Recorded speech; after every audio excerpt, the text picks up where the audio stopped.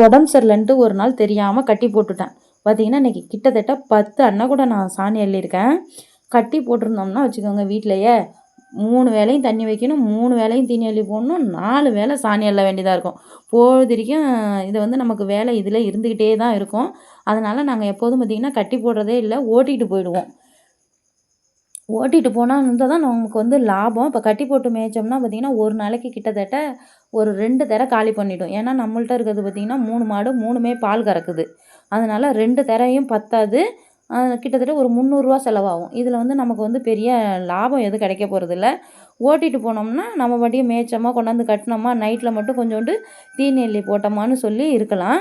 இந்த கன்றுக்குட்டி பக்கத்துலேயே நம்மளால் போக முடியல. ஏன்னா பார்த்திங்கன்னா ஆளை இப்போயே முட்டை வருது, கொஞ்சம் அசந்தா போதும் ஆளை தூக்கிடுமாட்டிருக்கு. அப்படி இருக்குது இந்த காளை கன்றுக்குட்டி. எப்போதும் வந்து பார்த்திங்கன்னா கிட்டத்தட்ட குச்சி வச்சுக்கிட்டு தான் போக முடியும்.